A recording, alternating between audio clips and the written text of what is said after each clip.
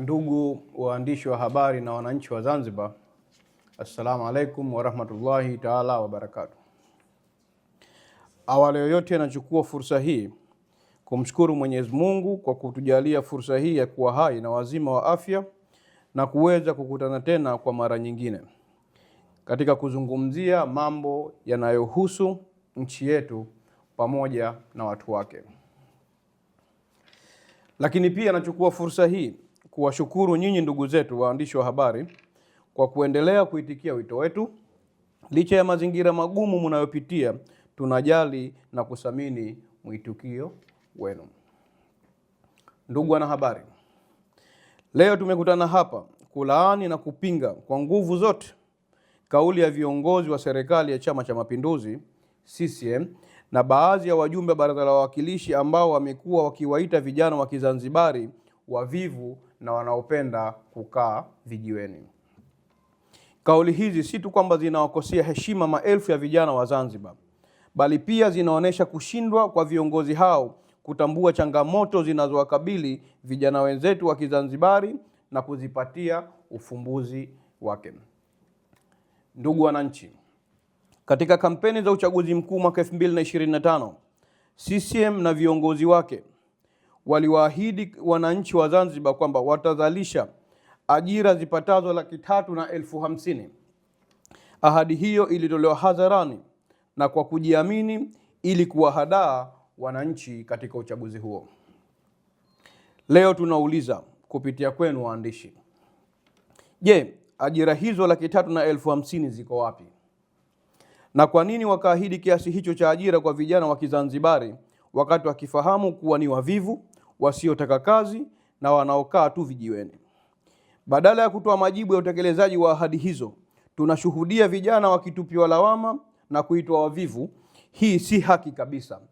Vijana wa Zanzibar hawahitaji matusi, dharau wala kejeli, bali wanahitaji fursa za ajira zenye staha, mishahara inayokidhi maisha na mazingira salama ya kazi. Ndugu waandishi wa habari, tatizo la ukosefu wa ajira ni changamoto inayohitaji sera madhubuti na viongozi wenye maono. Vijana wa Zanzibar wameonyesha uwezo mkubwa katika elimu, biashara, michezo, uvuvi, kilimo, teknolojia pamoja na ubunifu.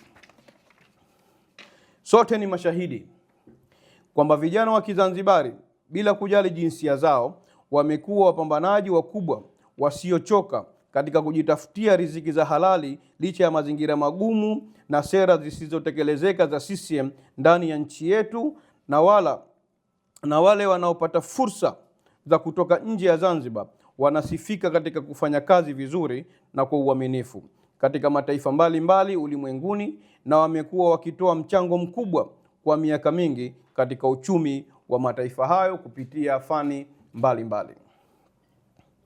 Tunapoambiwa vijana wa Kizanzibari hawataki kufanya kazi, tunapaswa kujiuliza, ni kazi zipi wanazoambiwa wafanye? Je, ni zile kazi zenye mishahara duni isiyotosheleza hata kwa mahitaji ya msingi? Je, ni zile kazi zinazokiuka utu na heshima ya mfanyakazi? Je, ni kazi zinazofanywa kwa saa nyingi kwa malipo duni na hafifu? Serikali yenye kujali ina wajibu wa kuhakikisha mazingira bora ya ajira yanayopatikana kwa wananchi wake. Kushindwa kutimiza wajibu huo kulitokana na sera mbovu za ajira na ustawi wa wananchi hakupaswi kubadilishwa kuwa lawama dhidi ya vijana wa Zanzibar wasio na hatia.